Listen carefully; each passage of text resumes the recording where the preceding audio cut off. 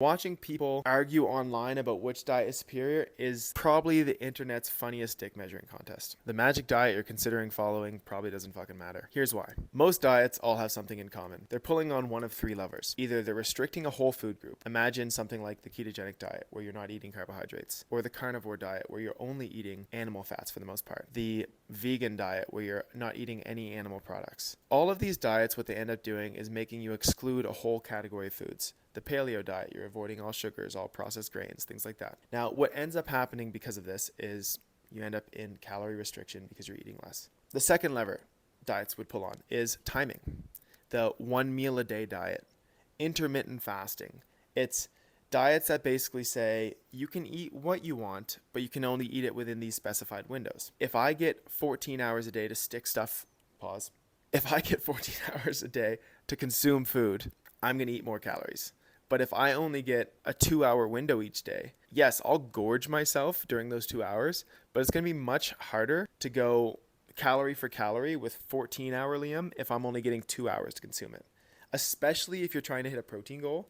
If you're doing like the 1 meal a day diet, and for someone like me and I'm trying to eat 180, 185 grams of protein, very fucking hard to do. And then you just have overall amount restriction, counting calories basically, which is basically saying you're allowed to eat whatever you want as long as it fits in your macros.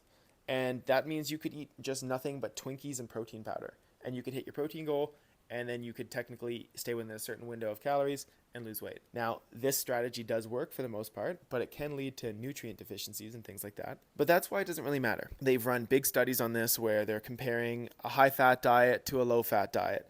There was one big one they ran where basically they were going to prove once and for all that the low-fat diet is superior. They spent like something upwards of like $500 million in America running the study.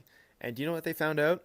The low-fat diet is no better than the high-fat diet when controlled for overall food quality, amount, things like that. If you're a carboholic and you're thinking you need to get rid of carbs to lose weight, you don't have to.